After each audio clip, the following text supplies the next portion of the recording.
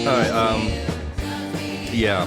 So we were talking about how we began in a couple comments on our last episode, Escape from America.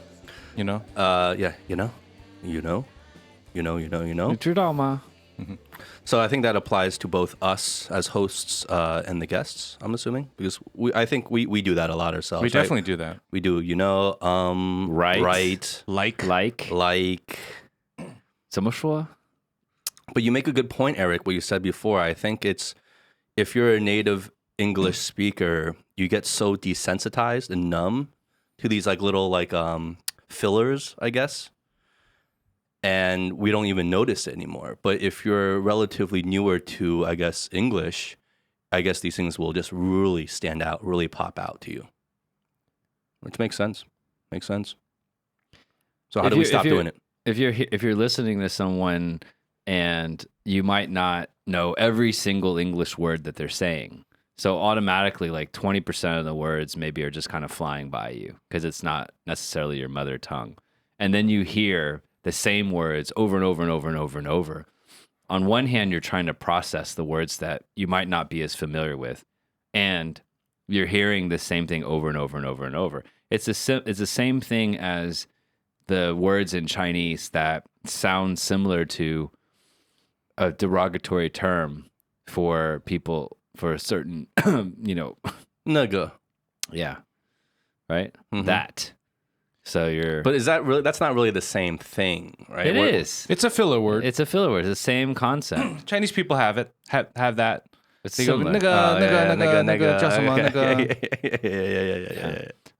Well, for all of our listeners who are not familiar with that phrase, we're not trying to be racist. It's a term, it's a word, a filler word in Chinese. It would be like a like or a But what it actually means is what? That. That. 那个 that Yeah. that It's thing like, that. It's when you're trying to find the word for something and it doesn't immediately come to your mind and you say it, but it's a very common thing and you might hear it in almost any conversation, and we filtered it out because we speak Mandarin. Yeah. And so foreigners who come here for the first time and then find themselves in a situation where they're listening to that word, it's surprising and shocking to them. And to the point where there's jokes about it. Yeah, no, well, it's Russell like Peters. Growing up, I've had a friend that had asked me, because, I think I was with my parents at the time. I forget where we were. We were somewhere in public, and my parents were talking to me, and he kept just hearing like, nigga, nigga, nigga, nigga. And then he pulled me aside. He's like, does that mean what I think it means? I'm like, no, obviously Am I hearing not. what I think I'm hearing? Yeah. Well, what do you say in Chinese? I mean, we all have this problem in English, right? Things Right. like right, things like, well, in Chinese, do you guys have anything that you use besides 那个? 就是说 就是说 I don't know. I'm a mess when I try to speak in Chinese. I'm a complete mess. But hold on. Let's back up just a quick second. I think for our listeners in China who might not know what we're referring to by naga, how do we explain that? It's a really You're trying to be good about it. I'm like trying to it's a tight wire act right now. Yeah. So it's completely a tight wire act. Okay, it's a very racist term that has been used in American culture to refer to African Americans. Right? Black people. Yeah. It's an extremely, it's like the most racist horrible thing you It's can so say. bad that literally we can't say it. And if we were to say it, it would feel disgusting. Yeah, I mean, for our Chinese listeners, you know how much we swear on this show, and this is something we won't say. We can't touch this, nor should, nor do we want to. But I'm saying, it's just so off limits. And it sounds just like nigga. And it's commonly referred to as the N word. Yes, the N word. So if you want to know more about it, look it up. Thou shalt not speaketh of it. But just to create some context. Yeah. Anyway, go on. Okay, so Chinese. Yeah, what do we say? I was asking about Chinese. Besides, right, because the bigger topic is just filler words. The reason that any of this even came up was that apparently you guys were on a show. I wasn't available last week. I was moving, and you guys were on a show, and our guest and us or you guys, I don't know who it was, were using lots of filler words, and it became apparent to the listeners, and they kind of honed in on that a little bit, right? And one of those is, Well, yeah, it's strange because I had not even noticed until you brought it to our attention, Howie, that we there were a couple comments in the comment section referring to the overuse of the words and then I had listened to the episode. First of all, I really enjoyed our last episode of Vinny, Escape from America. I really enjoyed that episode a lot. But then I didn't notice anything. And then when you had told me about it, I had went back to kind of go back and skim through the episode again. And when you have that in your head, when you're aware, are people calling out this thing? I couldn't stop hearing because you're looking out for it. And I think the only reason why I brought it up is because filler words are something that I'm always trying to get rid of. So I'm always aware when I listen to ourselves, whenever we use it, especially me.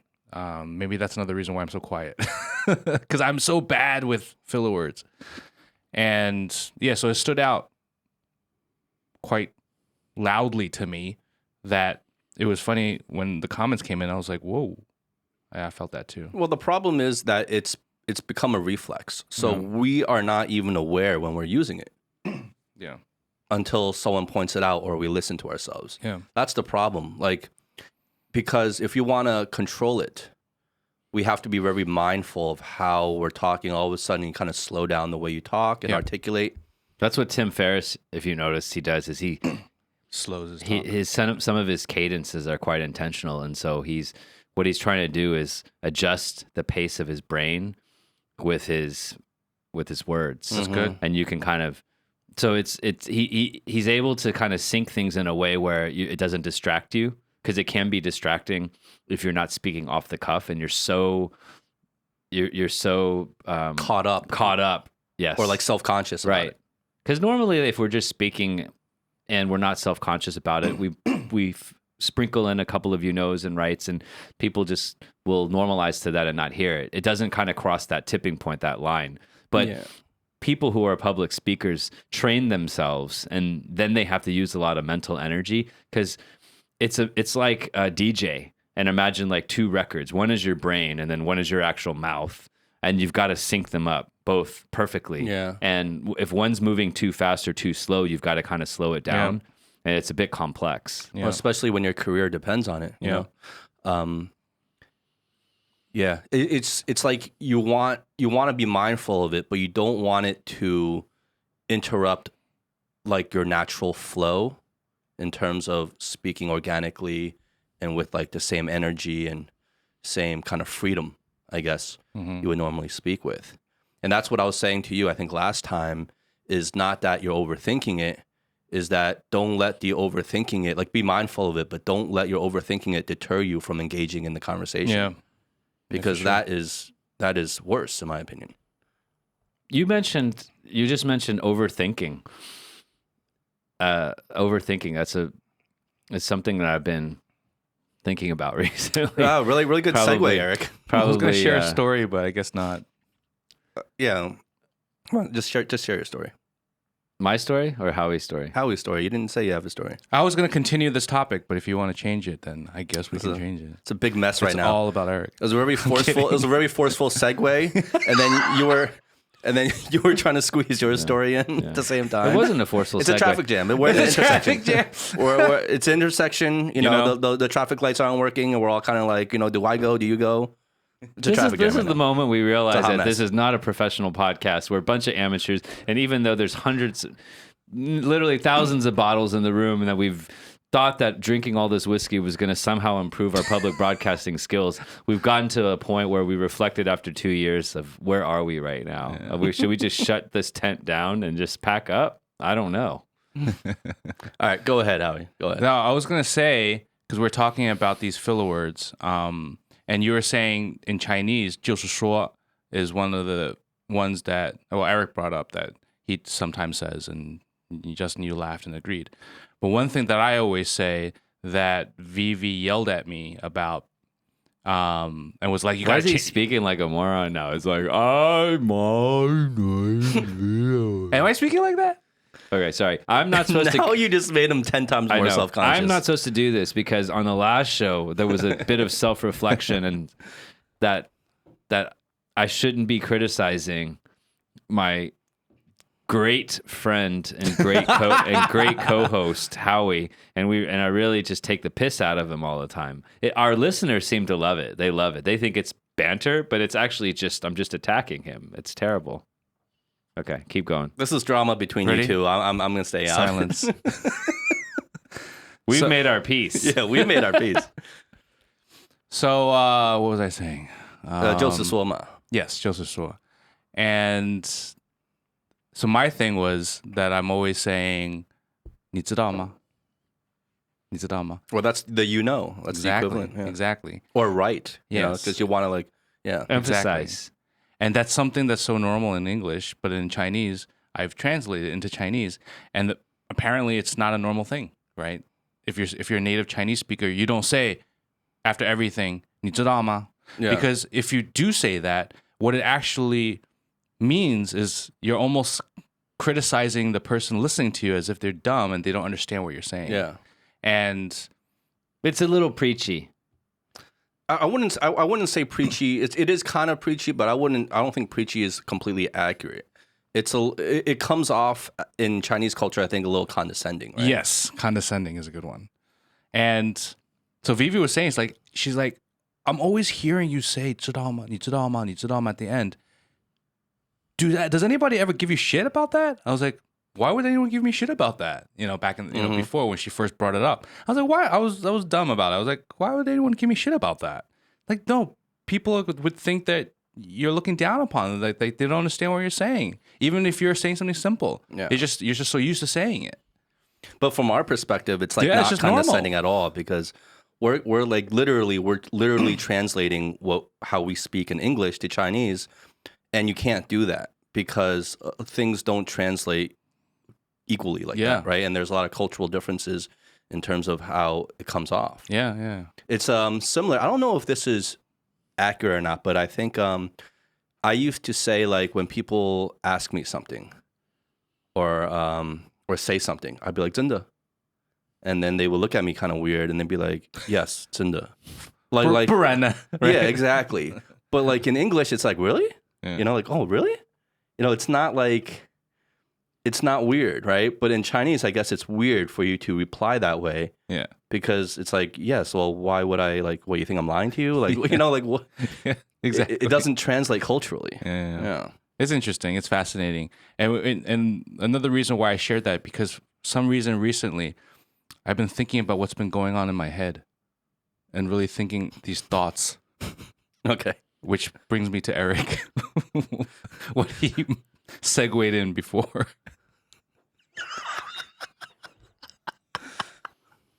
You're up, Eric. Batter up. You're gonna hear the biggest barrage of you knows right. Softball. 怎么说,就是说,你知道吗? That you've ever heard ever in your life. There's another example of that in Chinese that I've heard, and it's interesting that you say that things don't necessarily translate, and when we're trying to synchronize or calibrate our minds and our voices, sometimes it just get a little bit off sync. And we're struggling because the mind already knows what you want to say. The mind is fast; it's quick. And if you're speaking in a second or a third language, you're struggling to not only find that precise word, but also how to phrase it in a way that allows you to communicate in a way that the audience is going to understand you. Yeah. And I've heard, I think in Chinese, like you'll hear 怎么说, and it's like a pause. It's like they're like blah blah blah blah blah. I'm trying to say something. 怎么说, that thing, right? And then I've heard in English, and it's very stark. It's like our listeners hearing how to say. So you'll hear someone's like, "Oh yeah, and I was at this place. How to say?"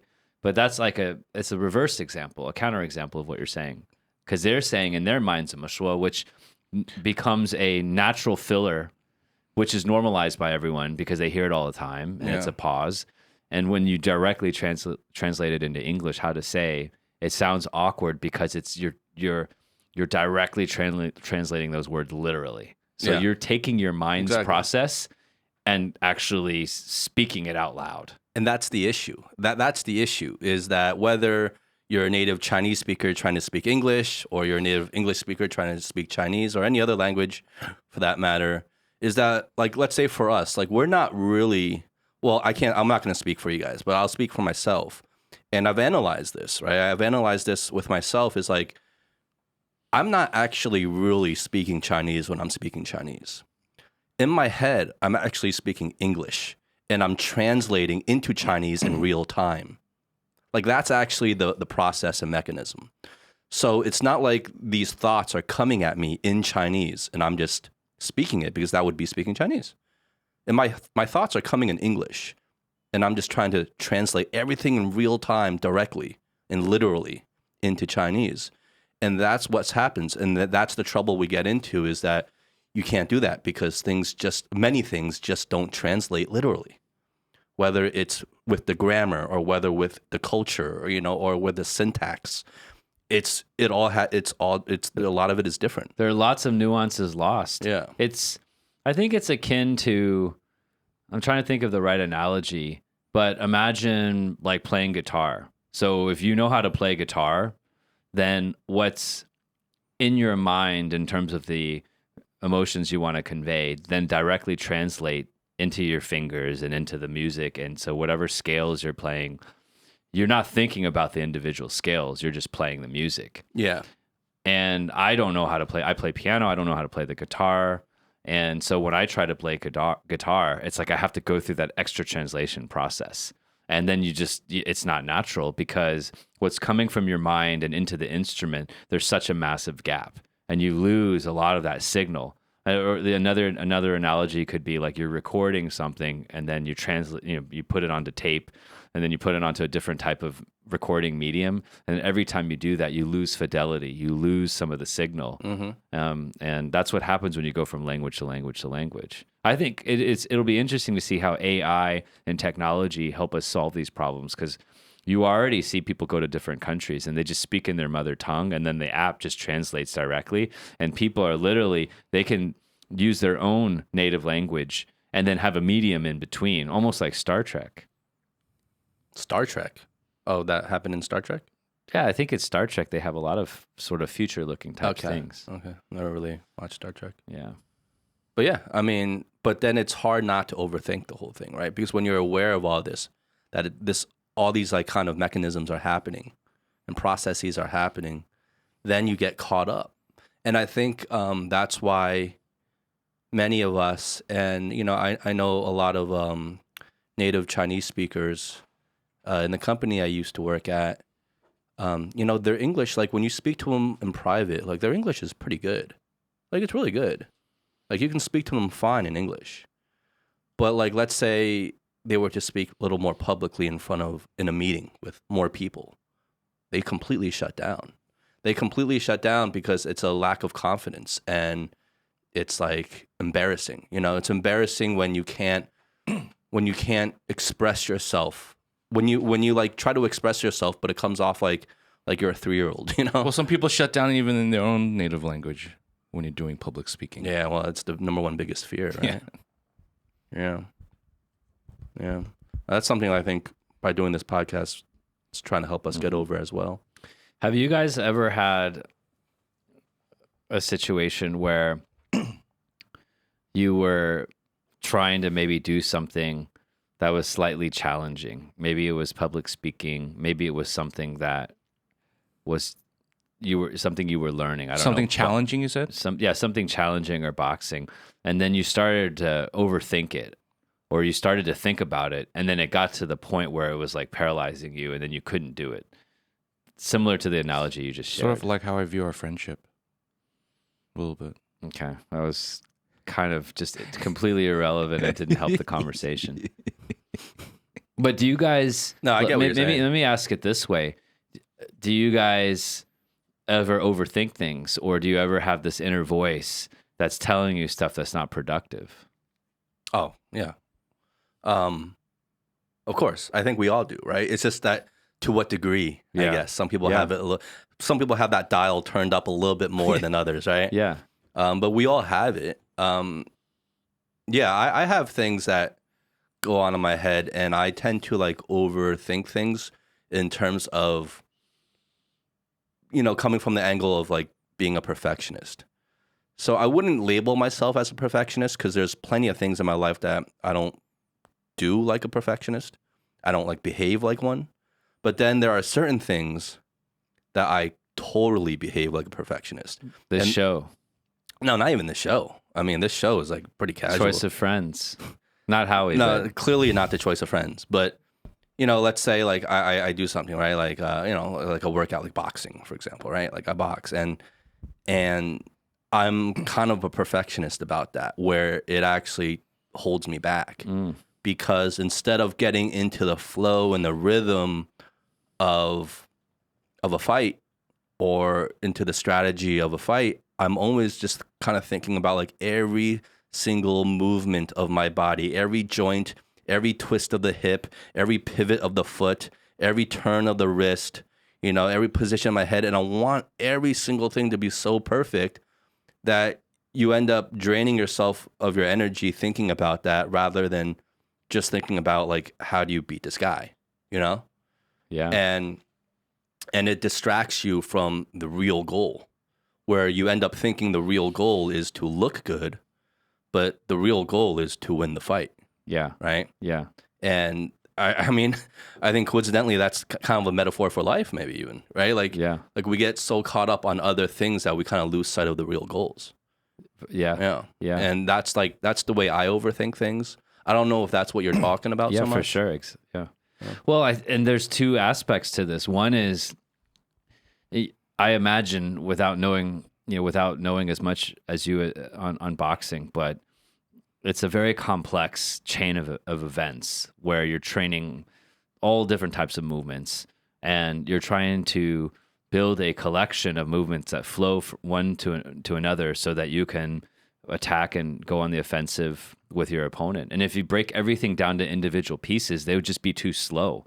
If you have to consciously think about all these movements, like literally in 1 second, so much stuff happens. And if you're trying to break everything down into your conscious brain, then you're not going to be able to respond in time because you're talking about stuff that's happening in real time. And then like you fail to be able to be instinctive about it. And so it's interesting that you say that, that you start hyper focusing on these little things and then you drain yourself of energy because you're thinking about all the individual movements.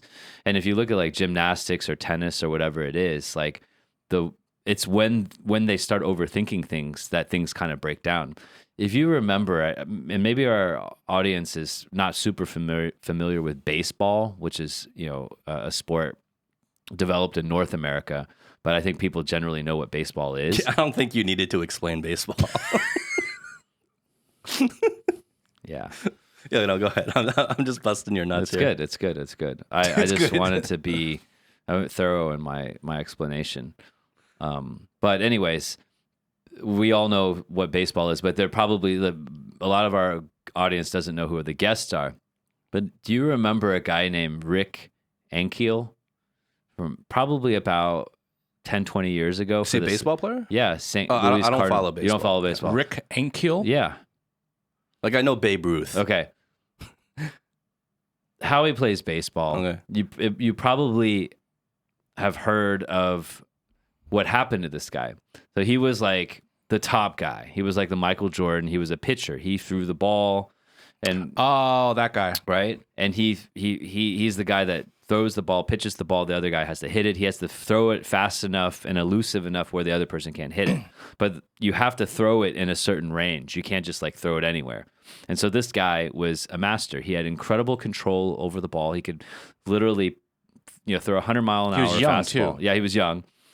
And he was a number 1 draft pick. He was the most coveted 19, 20-year-old player. He played on like one of the best teams. Mm-hmm. But he got early on put in very high pressure situations. Mm. And so he did really well for like the first year or two. And then the coach decided that he could handle the highest level of pressure. So they were in the playoffs, like at the end of the season, the last couple of teams, and they put him in a game.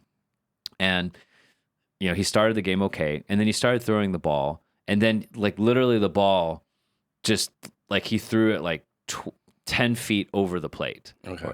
And he lost control of the ball. It was called a wild pitch. A wild pitch. Okay. So imagine like basketball, you throw the basketball, usually it'll hit the rim, right? Like literally, like his pitch was so wild, it would be like shooting a basketball and throwing it out of bounds. It's like Steph Curry Like open into the stands. Like Steph Yeah. Curry open, no defenders on him, and he shoots a 3 and it goes over the backboard. Yeah, Okay. right. Yeah. And so he does that and people don't think anything of it. But long story short, it created a pattern.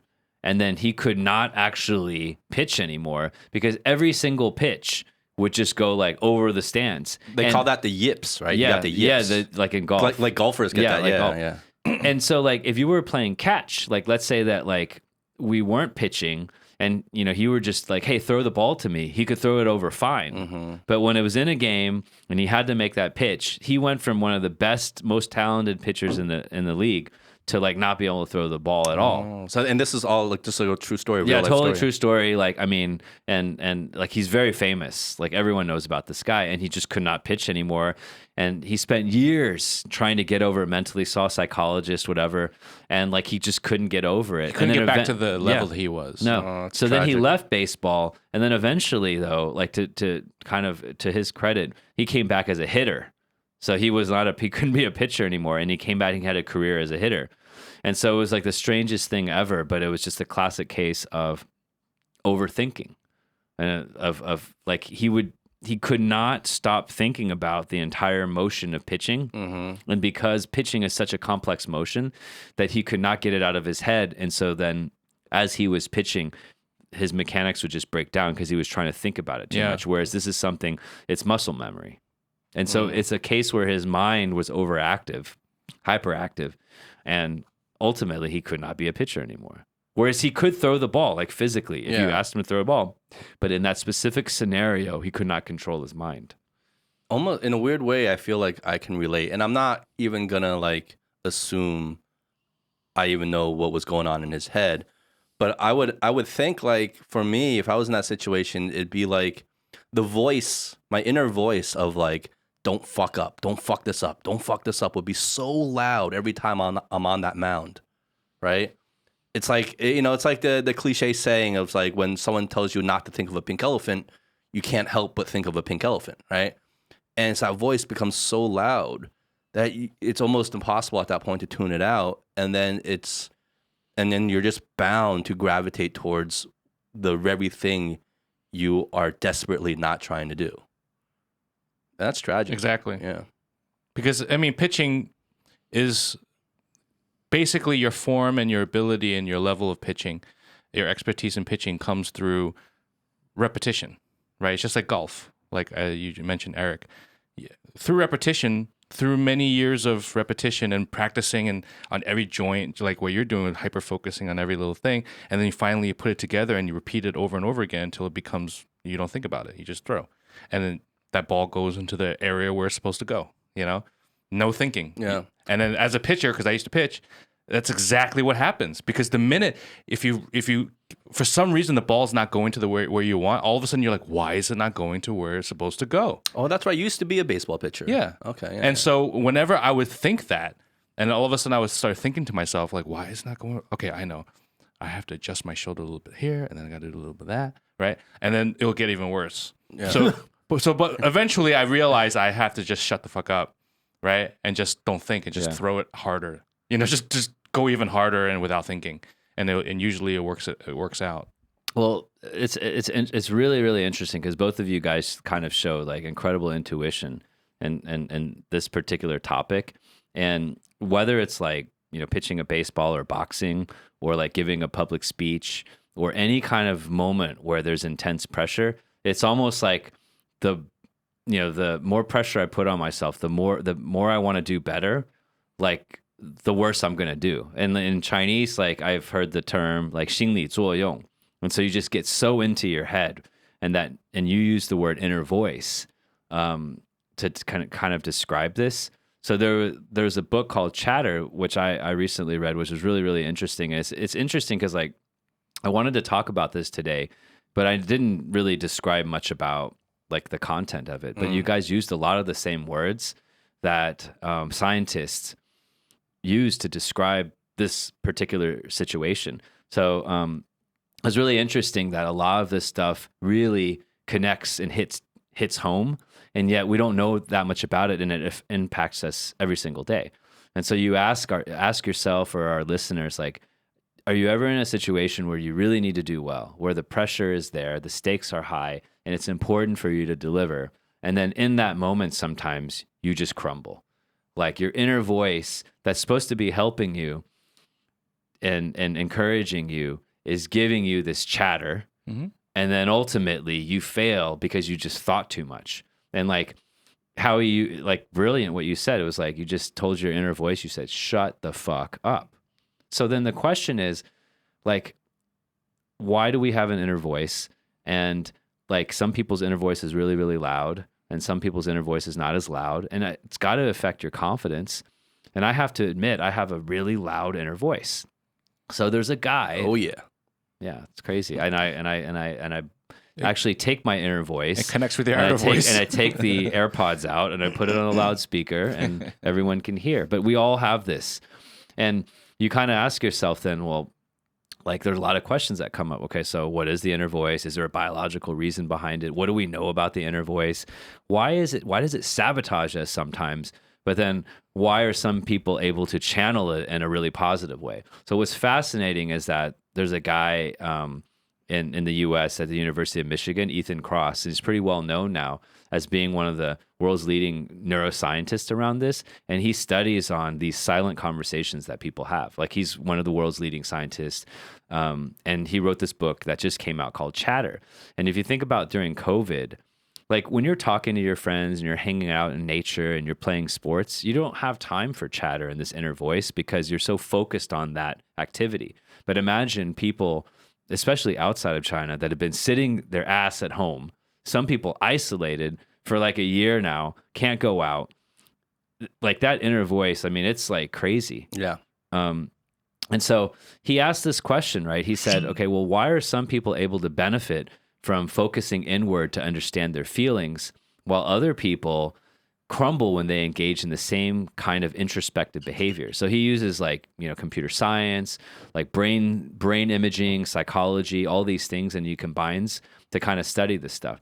Now, the net is that this is really cool, is that what the book talks about is that he's figured out ways where if you think of your mind as this very complex lock, really, really complex lock, they've figured out techniques of how you can pick this lock of the magical sort of backdoors of the brain so that you can use different techniques to unlock your brain and improve these inner conversations so you're not sabotaging yourself. Because we've talked so much on this show how to get you out of your comfort zone, how to stretch yourself, how you put yourself in the right mindset. The fact that we have positive and negative mindset means that your inner voice can be your enemy and it could be your biggest cheerleader. And often when you need it to be your cheerleader, it's not a fucking cheerleader, right? And so he talks about this notion of chatter, this informal term, and I'll kind of read this, and I think people can relate to it. Chatter consists of this cyclical, like repeated negative thoughts and emotions that turn our ability for introspective and kind of reflection into a curse rather than a blessing. It puts our performance, decision-making, relationships, happiness, health in jeopardy. We think about the screw up at work or the misunderstanding with a loved one, or end up flooded by how bad we feel. Then we think about it again and again and again and again, and we introspect, hoping to tap into our inner coach, but we find our inner critic instead. And like Mark Manson kind of talks about this in a more just a kind of a colloquial way of like this negative feedback loop. And so your inner voice, your conscience, is powerful because it helps you understand where you are in your life, where you need to get better, and it's your coach. But why does it become sometimes your biggest critic, right? Mm-hmm. And so this book is really amazing to kind of illustrate like why we have an inner voice, what's the evolutionary purpose behind it, and then what are some of the things that you can do to guide your inner voice to be positive rather than negative. But I thought it was super relevant because I feel like I'm my worst enemy. You're your worst enemy, and we've talked about this, how he's his own worst enemy. And this book is about like, how do you take your enemy and make it like your actual ally. It's pretty fascinating. It is fascinating. You know, I guess I have a theory, because I feel like I have a theory that like our inner voice is just our fear. And fear can be very useful and hurtful depending on the context, right? Like fear can motivate you to do great things, to do courageous acts. But fear can also paralyze you. And I think it depends on the moment, it depends on the context. And maybe, you know, in regards to this conversation, it depends on the task. Going back to our analogy of, let's say, a golf swing, hitting a golf ball, or a pitcher throwing a ball into the strike zone, or boxing, throwing a punch. You know, if we take golf and baseball, like there's so much smaller of a margin of error because the golf ball is so small. The golf club, you know, face is, you know, if you're off by just a fraction of a degree, you know, it translates into yards to the right, right? Same with a pitch. But a punch has like a much wider margin of error. Like if I throw a punch, I might not have the best form, but I can still hit your face with my fist, you know? It's a very wide margin of error there. So this translates into different tasks that we do. So I think like our inner voice, or chatter, as this book puts it, is just our fear. And depending on the margin of error of the tasks we're performing at the time and how we handle that chatter or how we handle our fears, it can manifest in positive or negative ways. Right? And that's just my, like, as you're talking and as I'm absorbing what you're saying, Eric, like that's how I kind of understand it in my own head. Yeah, You know? absolutely. And there's so many angles to this that I think are just like that are fascinating, because you know, we've done 90 shows and we've been talking about similar things. We've been talking about the symptoms, and we've been talking to other people in different industries to see how they cope with the stuff. And I think that's all been really helpful, like taking cold showers, exercising. All these are effective ways. And when I read this book, it was just really powerful, because now we can look at the science behind it. And then once you really understand the science and the studies behind it, then you can kind of understand what the reasons are. And then these are really data proven kind of methods to kind of help, right? Because we've been talking about the symptoms, but we didn't know what we were kind of, getting at.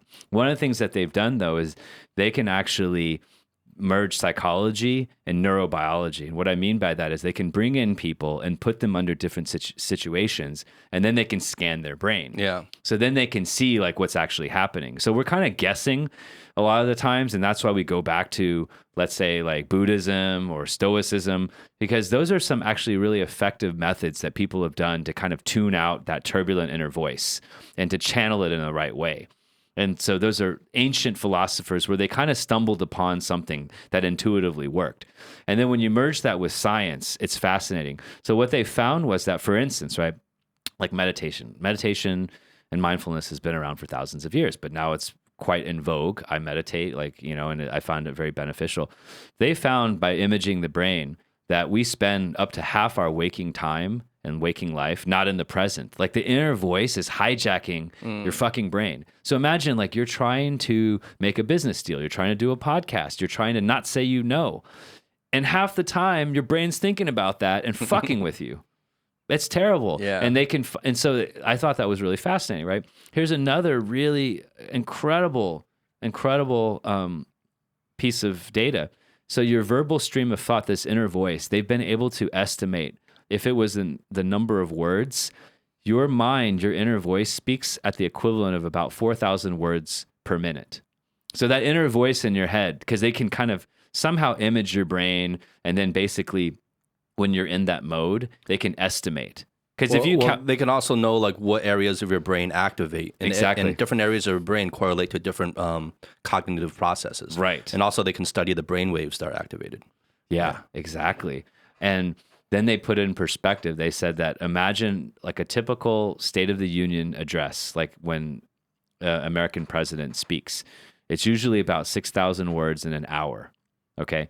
But our inner voice can do that in 60 seconds So that typically, if we sleep 8 hours a day, our inner voice is doing the equivalent of 320 speeches by an American president every single day. It's a very fast talker.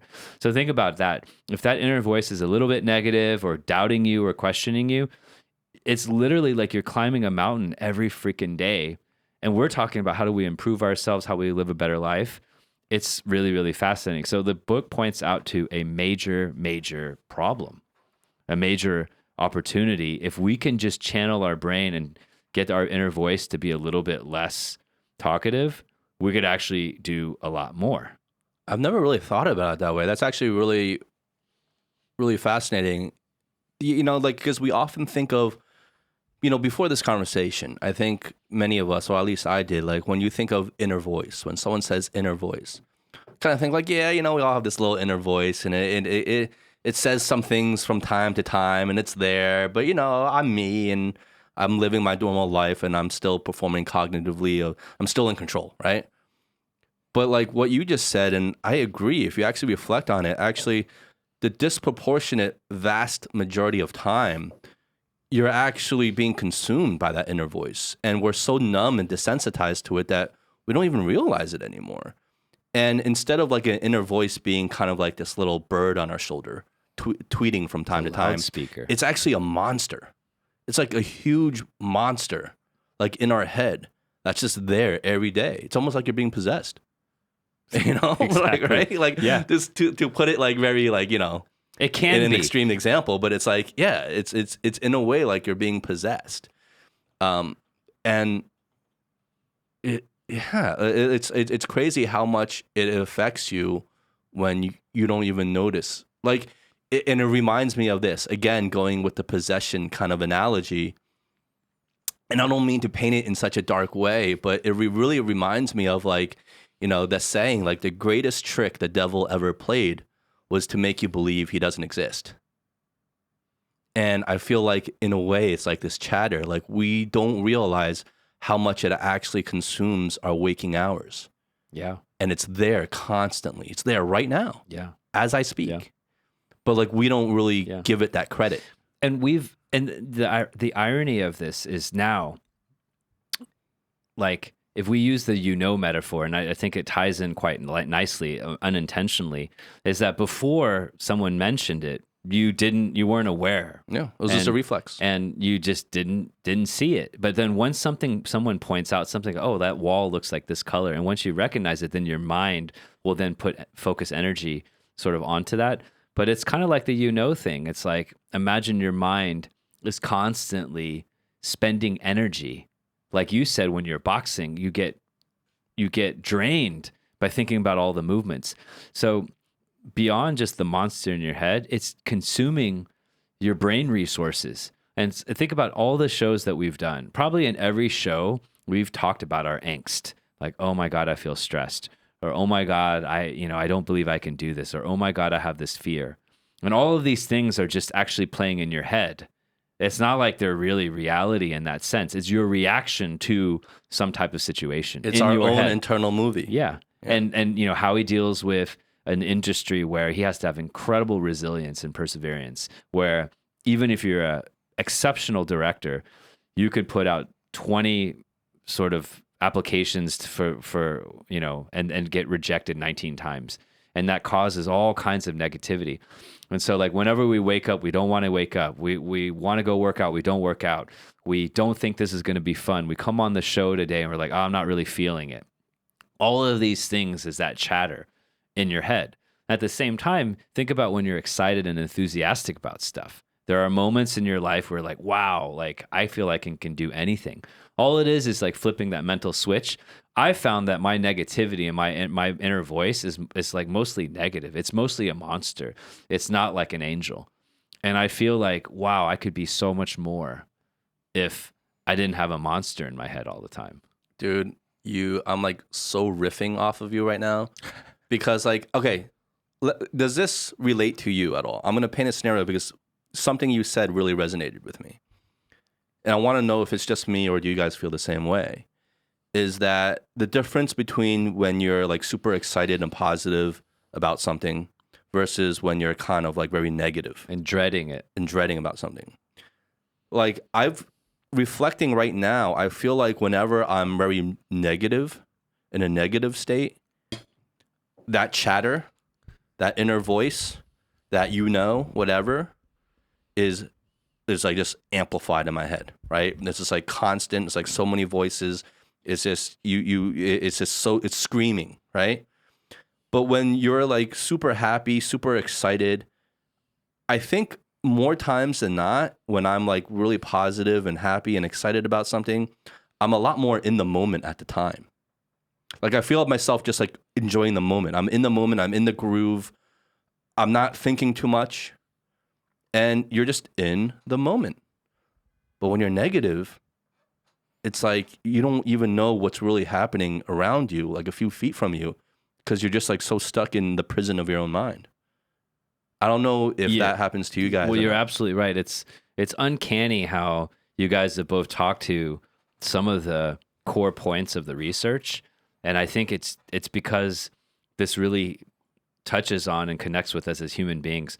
So they talk about like I mentioned earlier, like half the time we're not even in the moment. We're like playing back all these movies in our head, right? And it says that in the book. Yeah. Oh, wow. And like I'll get to this in a second. I want to address this particular point, but the reason we have an inner voice will then blow your mind away as well. It really makes sense, but I'll get to that in a second. So they talk about this state that you're talking about of not being in the moment, because being in the moment is like being in a flow state where all of your mind resources are focused on that particular moment. Like if you go into nature and you experience awe, you're not thinking about anything in the future and the past. You're actually just appreciating things for what it is. That's like gratitude. But when we then get off that track and we start thinking about all of these crazy things in our head, this inner voice, it's called the default state.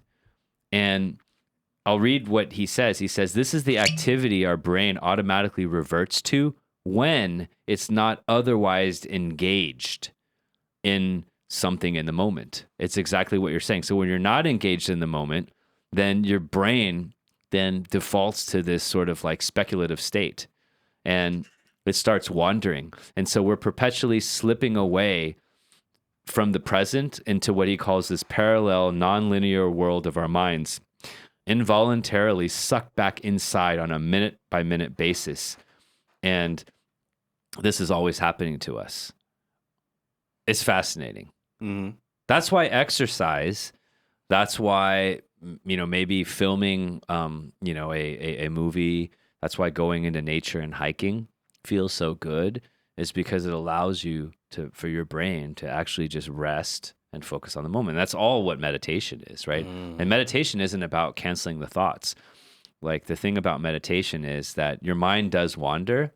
It's the act of meditation is noticing that your mind wandering and then just bringing it back to the present moment in a gentle way. And it's the fact that you're exercising that muscle of like, oh, ni pao zou le. Yeah. Why don't you come back? Well, that's also why it's so hard to like really get good at meditation, right? Yeah. But it's a skill. It's okay. And so they say, don't judge. It's okay for your mind to wander. And like the science then tells us now why. Half the time your mind does wander. That's nature. And you're just training yourself like, oh, my mind just wandered. Okay, well, I've noticed that. And now I can bring it back into the present.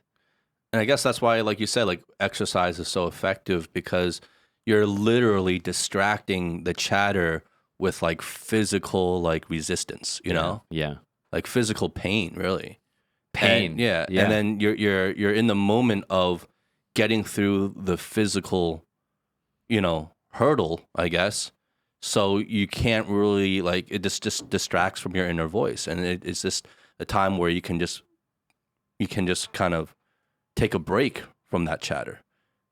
Right? And that's why I think exercise is one of the reasons why exercise might be so therapeutic to people. Absolutely. Yeah.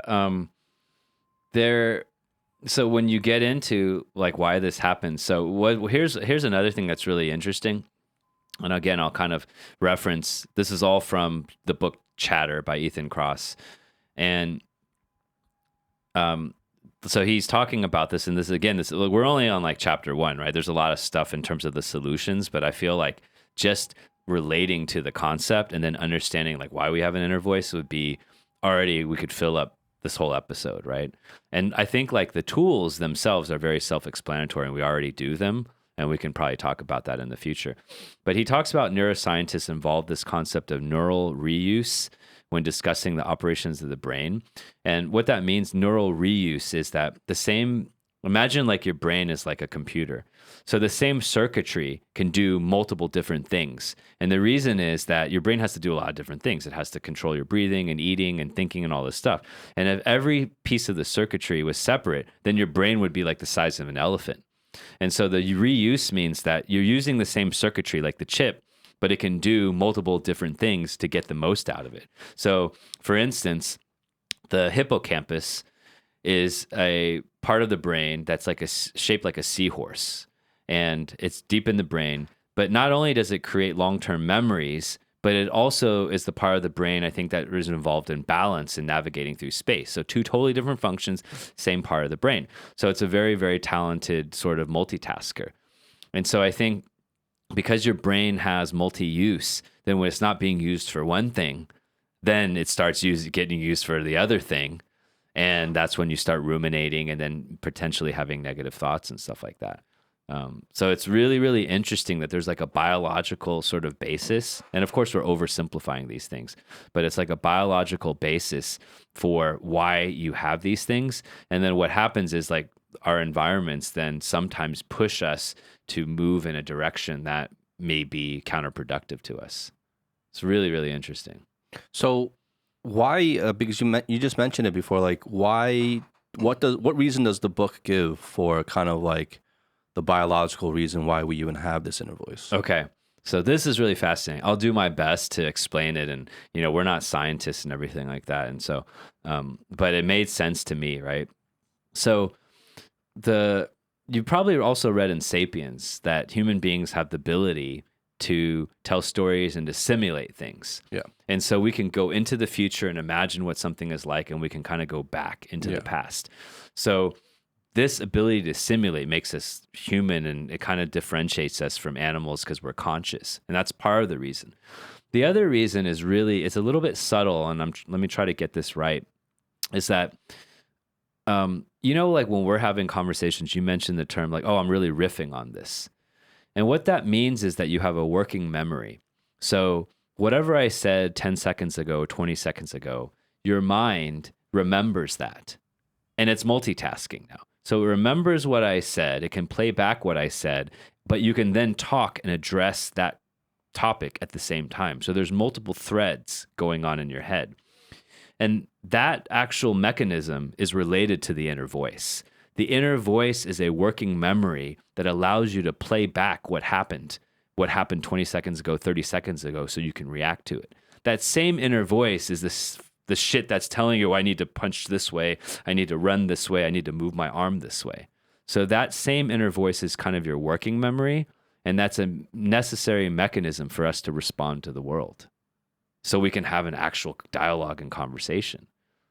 So the inner voice is kind of like like RAM, right? Memory, right? And you can remember these things, but the way it does it is it plays back that stuff in your head. So like as I'm talking to you, I remember what you said because it's playing your voice in my head, and then that is your inner voice.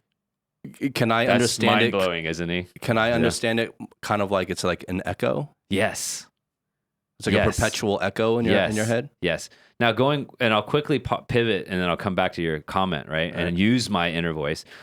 Pivot back to a little bit. So the ability to engage in mental time travel is an exceedingly valuable feature of the mind, like going forward and going back, like the storytelling piece and the simulation piece, because it allows us to make sense of our experiences in ways that animals can't. And we can also plan and prepare for contingencies in the future. And that's why we're like humans, because we can plan for risk.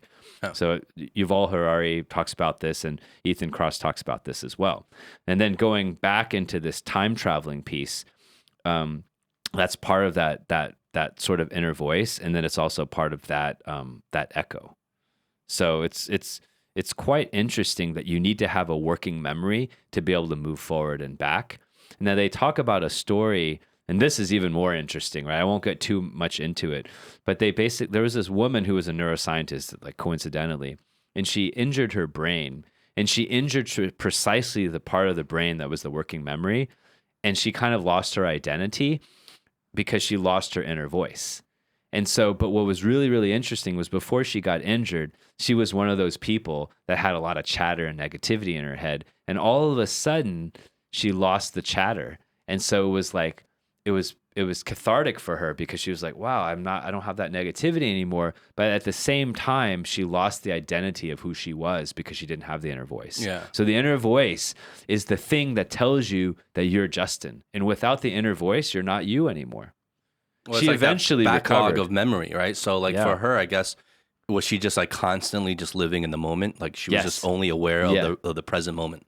She had memory, but she didn't have the inner voice. Was The that inner- a positive or a negative experience then for her? It was both. It was very, very negative. And that's the moral of the story is that it's not memory. Like she still remembered stuff, but she didn't have the echo chamber. So then she didn't have an identity. It was just like reading an encyclopedia, Wikipedia of who she was. No, I like what you're saying with the RAM because the RAM is a really good analogy, right? Because like if you're storing like long-term memory, that goes into the hard drive, right? Yeah. But RAM is like for like the actual operations of the computer. Yes. Yes. Right, yeah. And I'll again quote, so being robbed of language and memory on one hand, to your point, Howie, was terrifying and lonely, the negative aspect. On the other hand, it was ecstatically, euphorically liberating.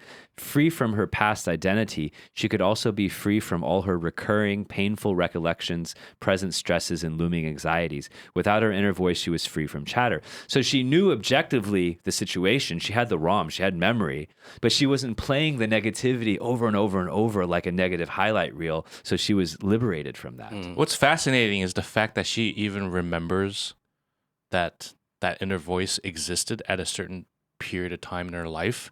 And she Yes. remembers how it made her feel Yes. and the tone. Yes. But now that inner voice was gone. Yes. And even though the inner voice was Yeah, like yeah. RAM, Yeah. you know, that it is a form of memory. It's kind of like a mind fuck, right? So it's kind of like I can't even imagine what that is or what that would feel like.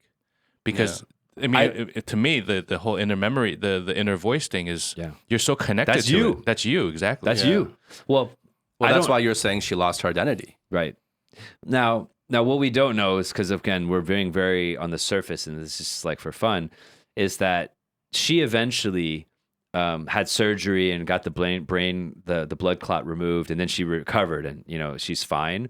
So, like, I think it was after this experience where she then recollected and reflected on that. Mm-hmm. In the time, maybe she just felt disconnected, but maybe I don't know if she was able to articulate maybe it. she probably had family members or close people around her that were telling her a lot of this, how she changed. It might not all have come from her own observations. It might be her partner or people around her. You'd be like, "Ooh, you really changed. Like, what is this?" And then kind of came to that realization. Can I ask you guys something?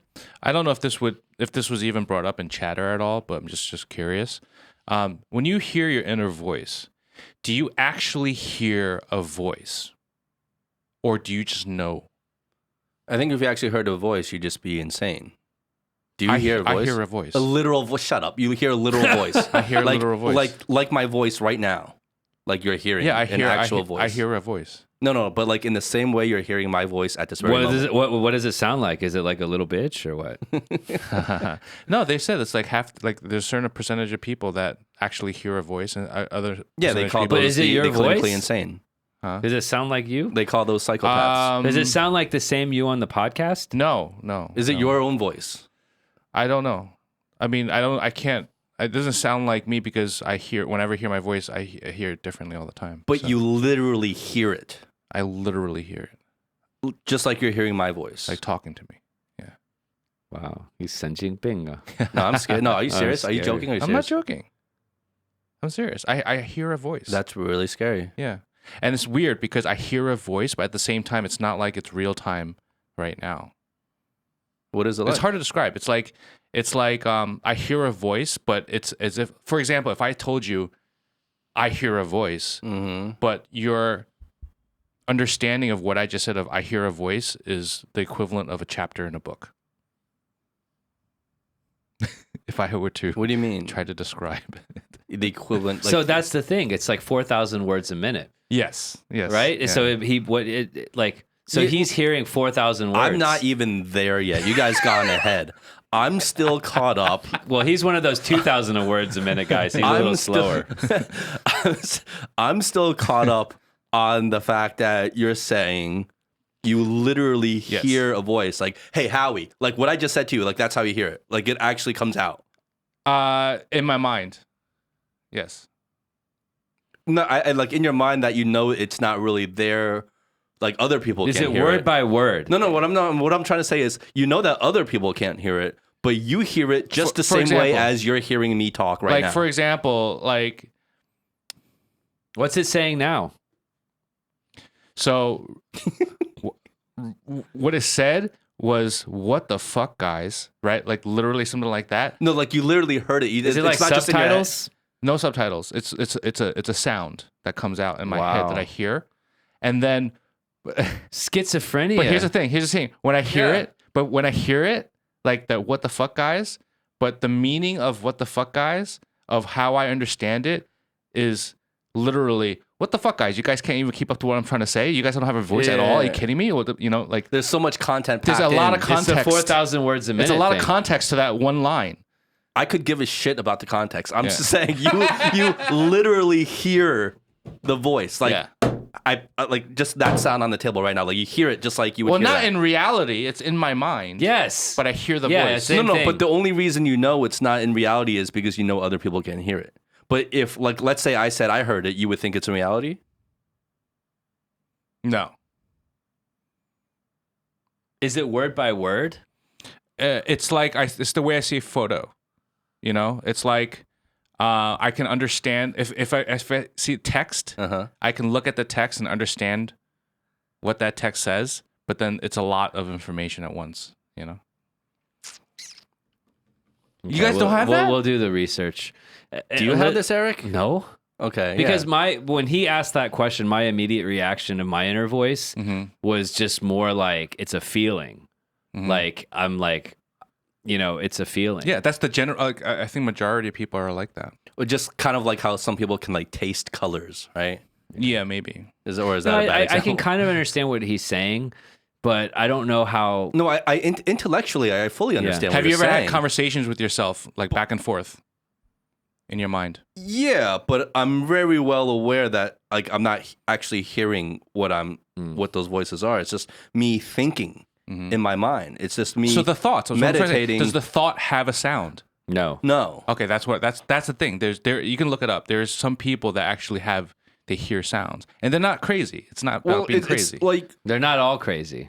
well, some thoughts have sounds, but I know it's like just my own voice talking to myself. Like I'm talking to myself. I'm okay, Justin. Yes, you're being stupid. yes. I know it's me as well. It's not like I think it's some stranger No, talking. to me. I know, but it's not like an actual. I would never characterize it as a sound. real sound that I'm hearing, because I would always characterize it as, oh, that's my thought. Yeah. I'm thinking this to myself. So this might be able to capture what I hear or imagine more than maybe you guys can relate. you need to get checked, bro. I don't need to Seriously. get checked. No, I Just really listen, no, just honestly, listen. honestly. So like, Like, This I is love the you. honest drink. Yeah. for example, what I just said about what the fuck guys, right? Like that sound. Yes.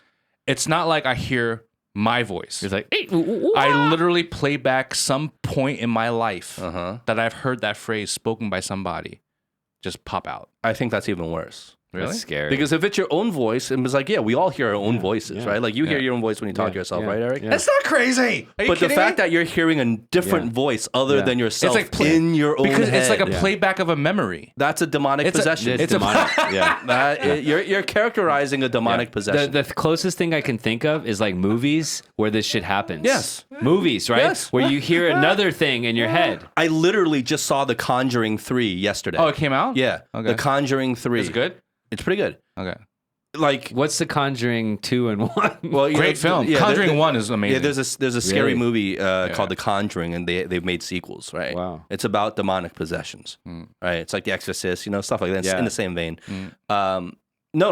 Like seriously, like what you're describing is demonic possession. Hey, you know what's interesting? Maybe that's why you can't get any sleep. Like that's why you're like you look like a hot mess every time. Because when you read about those like the crazy like the psycho people that do crazy things, They say it's a voice. Like, it's a hear. voice that told me. And they never say it's their own voice. Right. They always say it's a different voice. And I believe it. And they can't stop it. and they can't stop it and they can't describe it, but they know it's not their own voice. Like all these serial killers like that go crazy, like that's what they say. You know what that equals? Equals you guys better watch out. No, we are scared. like I'm literally scared. My Like, inner I don't- voice is I'm going gonna to tell me distance to myself get from the it. fuck away I'm from so your shocked outer you guys voice. don't have this. I'm shocked. We're normal. I'm actually scared to be alone with you in a room from now on. Exactly. Like you're laughing, I'm not laughing. It is a bit scary, but it does explain, like, when you and I debate, argue. Yeah, it explains a lot, though. Right. When you and I debate and explains a argue, lot. like when Justin and I debate and argue, especially for me, some of my dysfunction, it just comes, it's like anger management. It's from like certain things that happened in my childhood. It's more just like emotional outbursts, but there's no like demonic stuff. Yeah. But when we talk about Howie and some of the weirdness, he just threw a trump card on the table. He was just like fuck all your self-help bullshit. Yeah. I'm possessed by a demon. He's like, he just told us that Haha Monsters has 4 people. Like, oh, you have chatter? That's cute. I'm possessed by a demon. yes. You have chatter. I have an army. Like he's like every show, like our listeners are like, oh, you guys are so funny, the 3 guys, and then Howie's like, what do you mean 3 guys? There's 4. Wow. No, seriously, but that's never like bothered. That okay? Clearly, it bothers you, right? No. It doesn't bother you. But when did this start at a certain point in life, or has it always been? It's normal. When was the first time you heard this other Howie? Voice, yeah.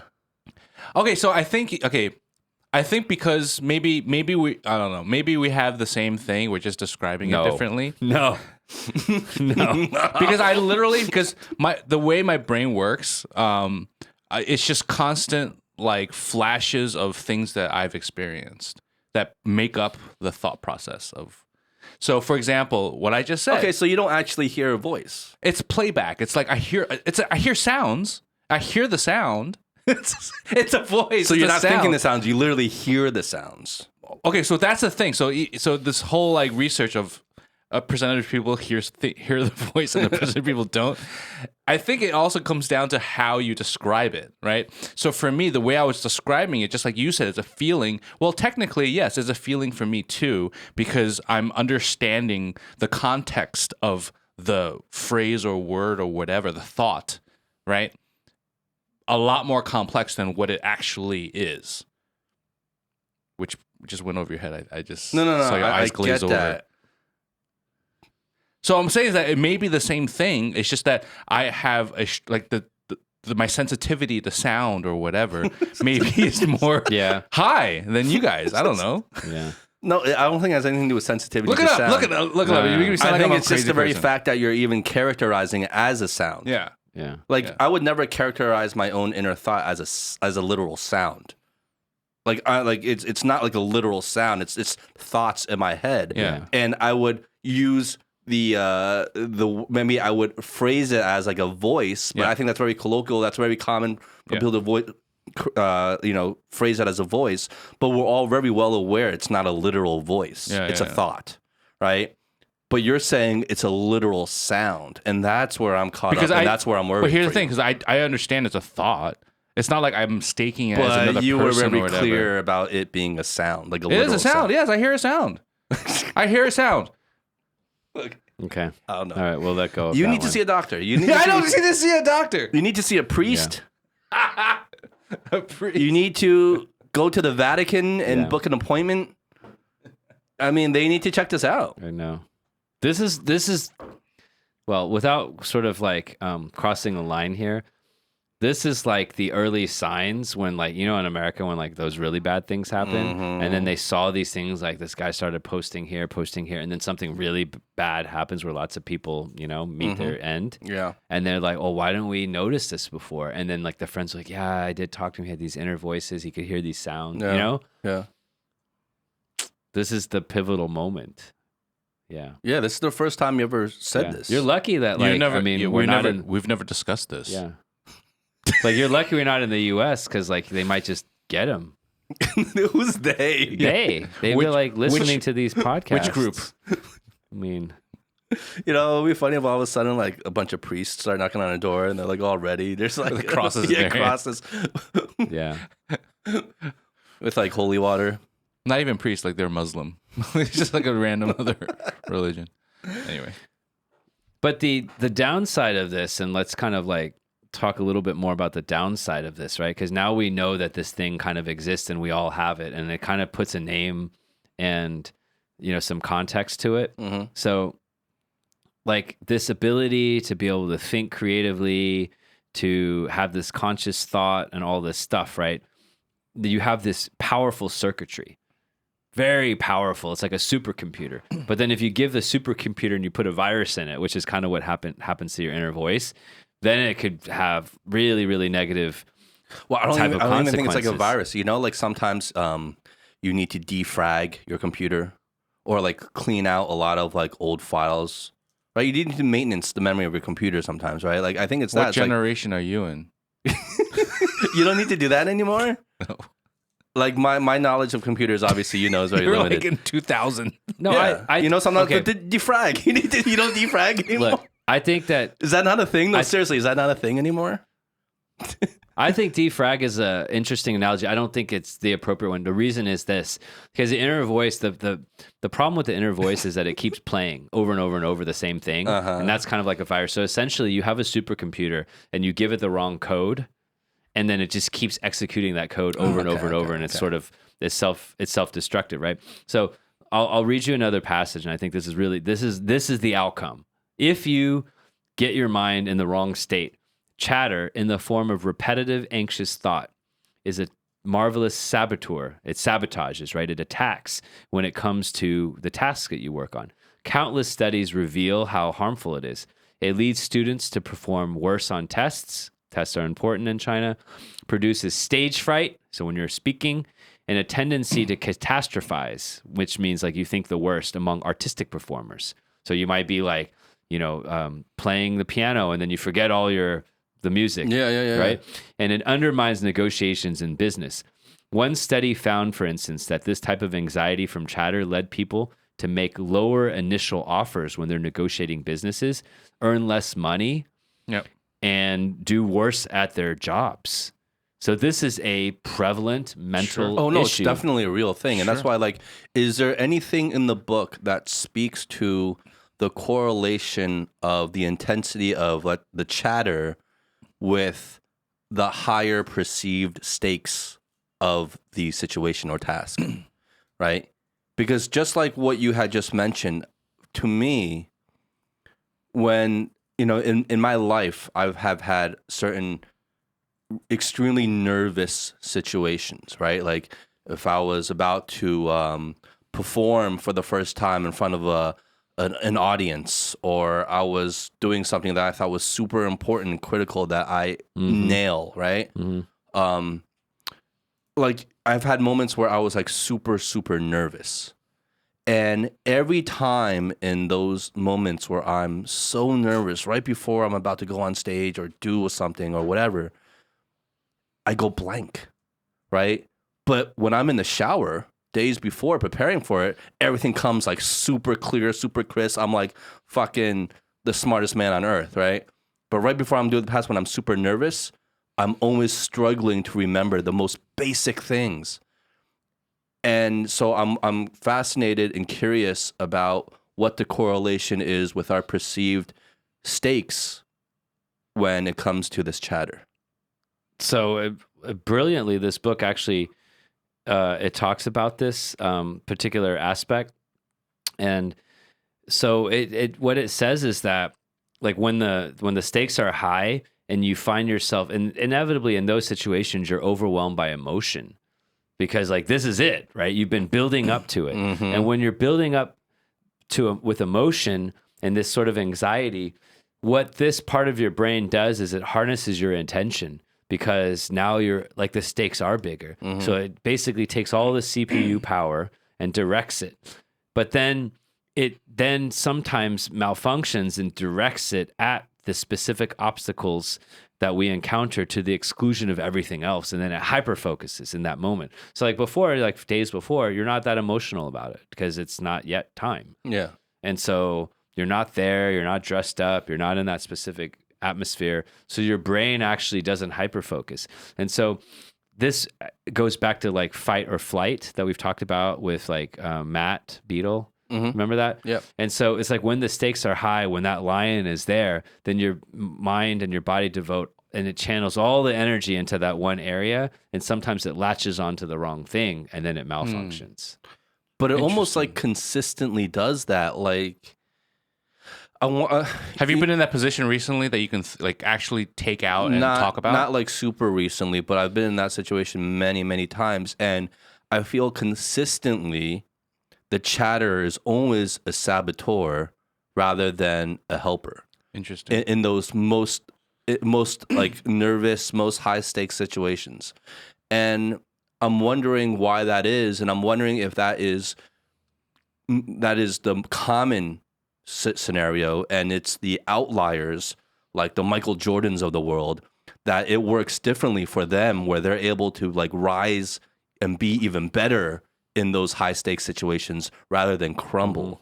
And I'm wondering are most of the population the crumblers and it's the few people, the very few percentage of the population that are opposite and actually perform better under those high stress situations. Therefore, that's why you only have one Michael Jordan, right? Yeah. And I'm just wondering because in all the situations that I can call back to, even in objectively non-high stakes situations, but even just nervous situations, like for example, going back to my boxing analogy, because I go to boxing because this is the most like literal physical representation of it, right? The first time, like I've been training for years, right? And boxing, training, punching bags, learning combos, learning technique with my coach, hitting the pads, right? Blah, blah, blah. You're feeling good. And I remember the first time that I went to spar a real live opponent, like full live sparring. I was super, super nervous before I got in the ring. I was like super nervous where my legs went soft and really? Yeah, I was super nervous. I was super nervous, it had nothing to do with like getting hurt or anything like that. I was super nervous in that I didn't want to let myself down because you build up all this confidence training, right?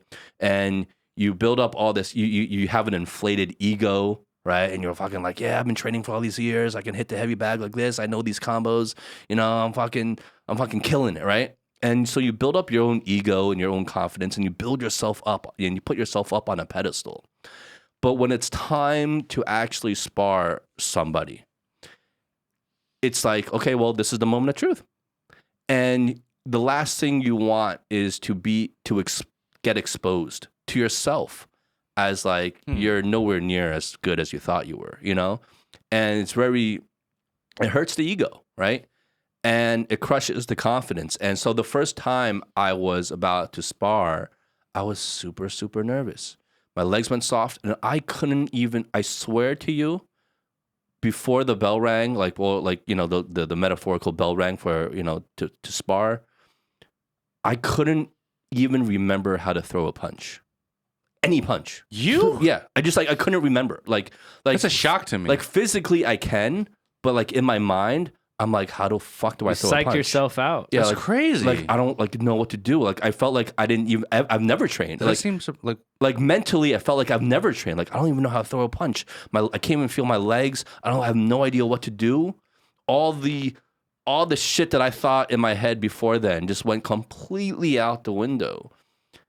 And that is like an extreme picture and a very literal picture of what I'm talking about. But similar situations have happened time and time again in my life in my most nervous moments. And look, and many times I power through it. I get through it and it's fine, right?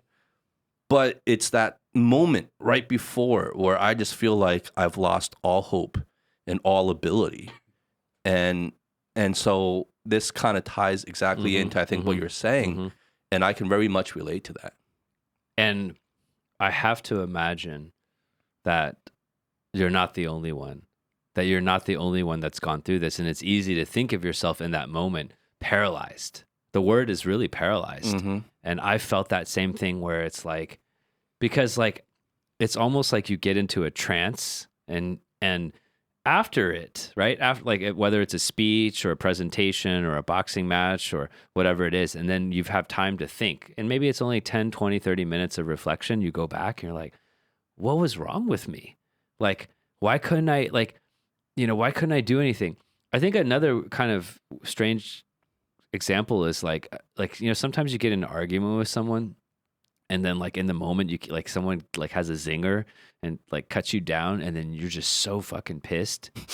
And then you want to come back with something strong and then you can't think of anything. Like in that moment, your mind's kind of blank and you just can't think of anything. And then like 20 minutes later, you think of like 30 different things you could have said to the person to like, basically it's like a punch. And you were in that moment, like you could have like punched, you could have jabbed, you could have hooked, you could have crossed, and you couldn't think of anything.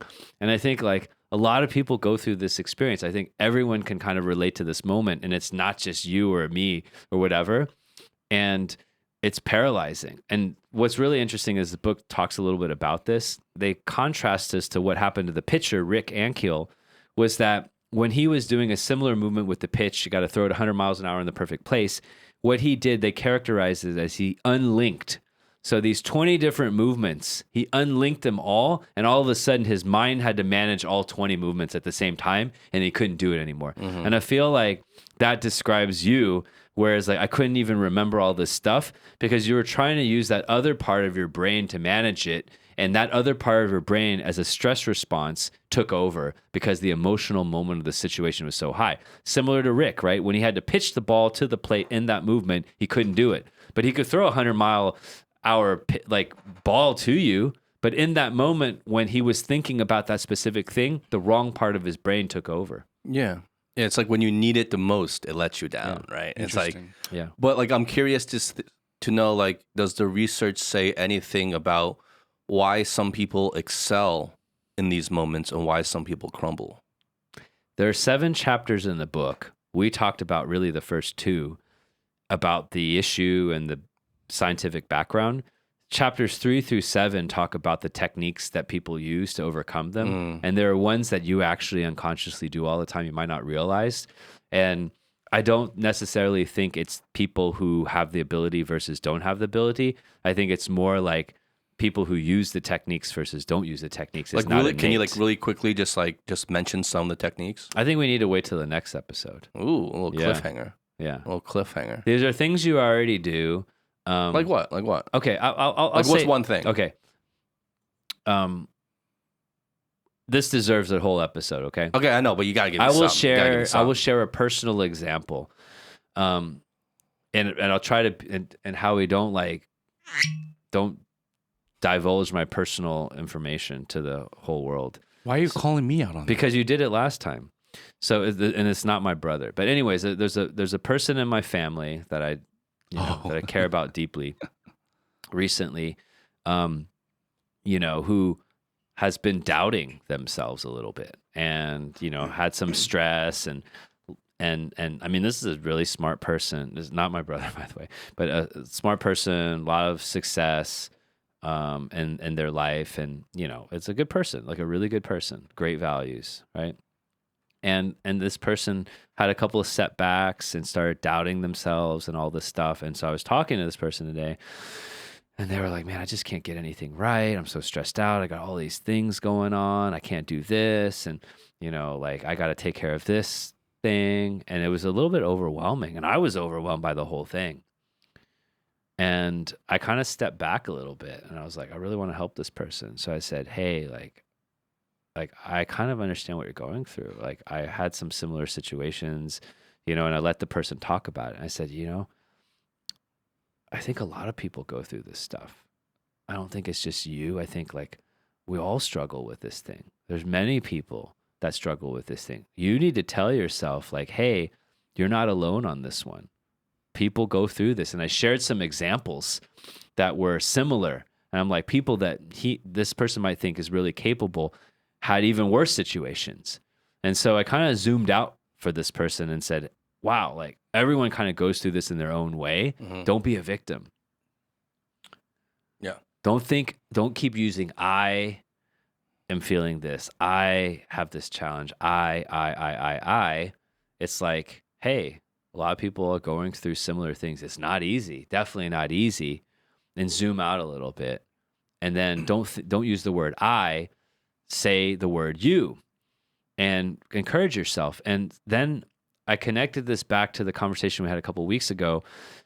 Just keep going. This is what you came for. Remember that when I was running that race and I was unconscious. This is before I read the book. Yeah. And this is from Backstreet's Back. Yep. Backstreet's Back. I'm glad that people recognize that reference. And this is from Kate, and this is from Scott Jurek and some really talented runners. And so there's nothing in this book that I think that people don't know. It's just that the science behind it backs it up. And so one of the techniques they say is that don't refer to yourself as I and then get into your little pity party. Zoom out and start talking to yourself like, hey, Justin, hey, Eric, you can do this. Oh, so start talking to yourself like outside of yourself, like as a third person. Yeah. And then what they talk about like is a when coach. like a coach. And when you look at like great athletes and they overcame something, because athletes really go through a lot of mental shit. Oh, like, yeah. Like athletes probably go through the toughest mental thing that anyone goes through because it's so competitive. And they then kind of deconstructed a lot of statements from top athletes when they went through something terrible. And what they realized was like the really successful ones that were like, all right, LeBron, you can do this. And LeBron would talk about LeBron like in the third person or in the second person. Oh, this is what he said? Yeah. Oh, like LeBron was an example. And so when he made that decision, right? Like, remember like when he left the Cavaliers to the Heat, he had to step out of the situation and be objective. I was like, okay, LeBron's got to do what's good for LeBron. But I bet he talks like that all the time anyway. Well, that's why he's LeBron. LeBron says he wants a Gatorade. Yeah. And so like I was talking to this family member and I started using, I'm like, I really get what you're feeling. I think I feel it too, you know. And I said, I think that a lot of people go through this, you know, it's not just you. What you need to do is say, hey, and I started using some of these techniques of zooming out a little bit, using the second person, using the third person, providing the perspective. And it was helpful to this person. I'm glad. Interesting. So there's a lot of techniques in here. Every single technique here is nothing new. You'll be like, oh, I did that before. Yeah. It's just using it consistently. You know, I just want to share a story. What you just said right there triggered something that happened recently that actually used that technique and it actually worked. Okay. Yeah. So I was, Keep going. yeah, because I was on a shoot, right? And I was in a position where I was doing this like trick shot, right? And we didn't test it. And so we're on site, all these people on site, clients on site. We don't have time to test it. We're just going to go with it. And then the cameraman did it and not good, like really off. And technically, I didn't know how to remedy it. He did not know how to remedy it. But this was like one of the money shots, you know?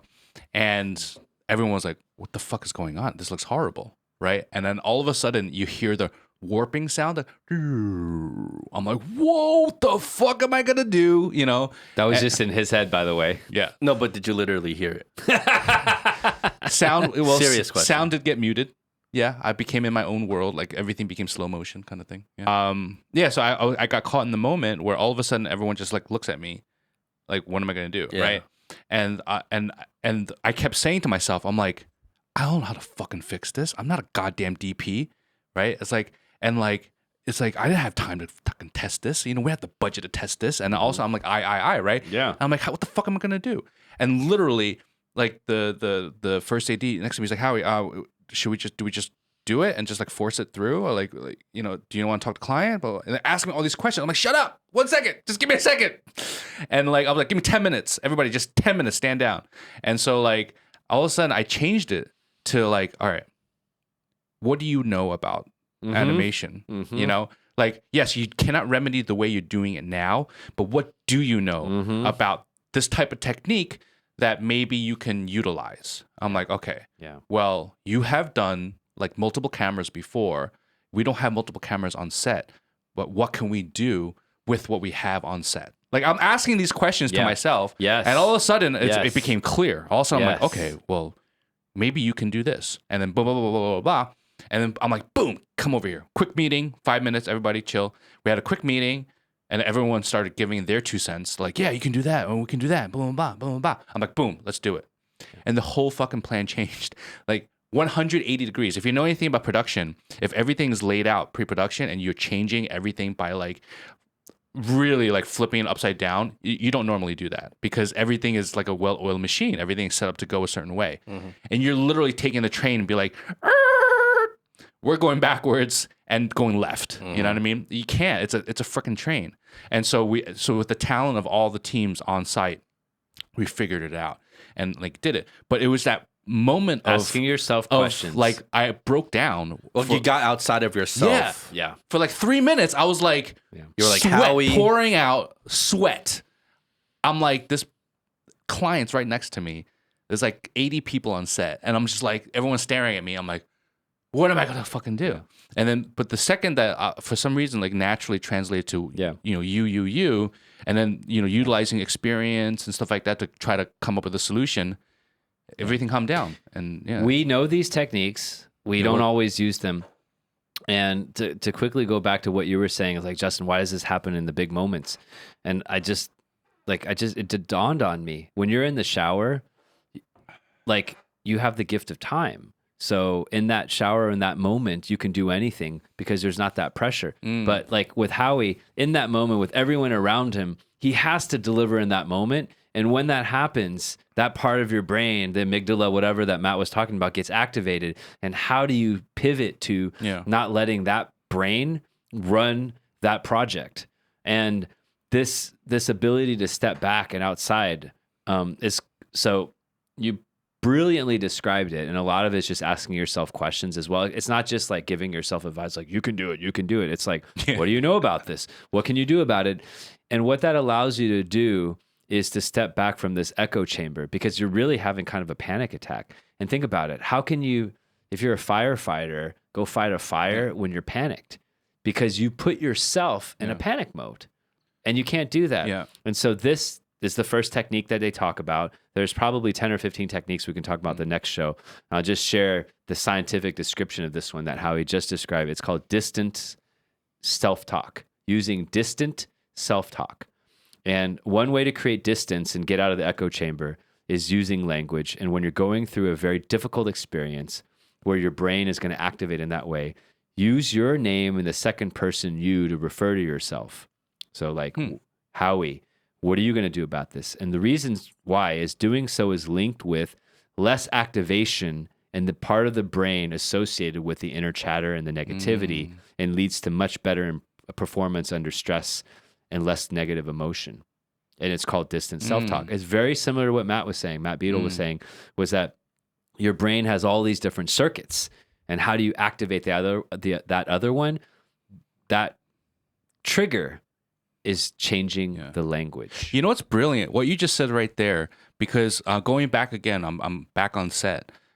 Before I started asking myself questions and stuff like that, it was literally layer upon layer of you're fucked. You know what I mean? Everyone's fucking staring at you. You're an idiot. I can't believe you didn't fucking like force yourself to test this shit. You know, you wasted all this time. Not like fucking the worst voices. Like bam, bam, bam, That's bam, the bam. fragmentation you're talking about. The defrag. Yes. Yeah. And those voices just compound, right? It's like layers, right? But the second that like I was like, stop, and then like we have to ask yourself questions. Literally, not one of that fragmentation, that negativity layer stepped in. Not one time. It was just pure question, result. Question, result. Question, result. Right? There's none of that like negativity of like that fucking devil on your shoulder. Yeah, it's interesting that works. Because in the moment I didn't think about it at all. I did not analyze until we had this conversation. And now you're recalling back to that moment. And because going back to what you said about boxing, Justin. I mean, I can relate to that when when I used to play darts competitively, right? And like, Humble bragging. not bragging at all. bragging. Everybody listening, he Not is bragging at actually not joking. He literally used to play competitive darts. Let me recap for you. That's not a joke. Let me recap for you. I know it's easy to think that he's like completely joking and it's just comic relief, but it's a real thing. Yes. He used to play darts competitively. Yes. And let me quickly recap. Howie Lamb, he's just as handsome as he appears on video, if not more so. Okay. He's a award-winning director, commercial director. He's made films. He's a competitive dart player. You're really stroking A pitcher, him right now. a pitcher, and not only that, he has an internal voice that he can hear. Yeah. Amazing. Well, maybe that's what allows him to do all these things. Anyway, what were you saying? No, what I'm saying is that like when doing darts and you're in that Because competitive there's no moment, higher stakes situation than the competitive stakes are darts. so high because Competitive darts. you look behind you see this dude like twirling his dart, waiting for his throw With a long right? mustache. Like, Exactly. You see the 5 people in the crowd watching you try to hit that bullseye.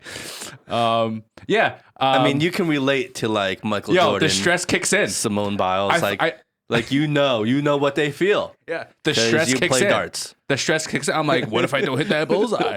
My life's over. You know. You know the feeling. But anyway, so that negative chatter, I hear that as well, even in fucking darts. But anyway, All right.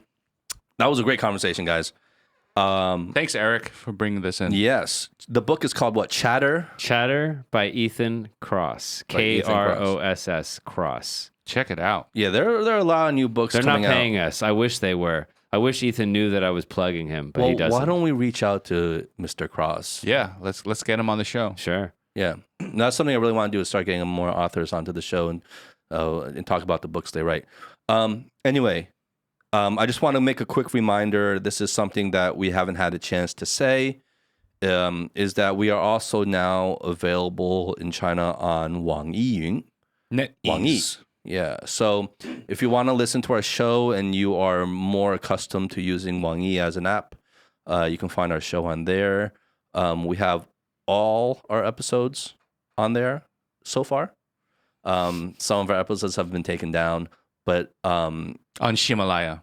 but on Wang Yi, they're all still there. So if there's any episodes that were taken down that you want to listen to, you can find it on Wang Yi. Just letting you know. Do what you will with that information. Anyway, now we really appreciate all the support we've been getting.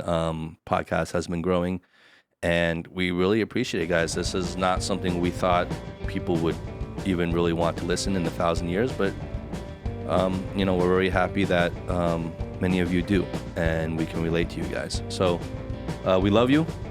Be good, be well. This is The Honest Drink. I'm Justin. I'm Eric. And I'm Howie. And I'm Howie's inner voice. Good one, Eric. Demonic voice. Good Okay, one, Eric. Okay, we're gonna leave it on this. Howie, you need to get some help. Yes. Cheers, guys. Cheers. Okay, peace. The rising sun will see.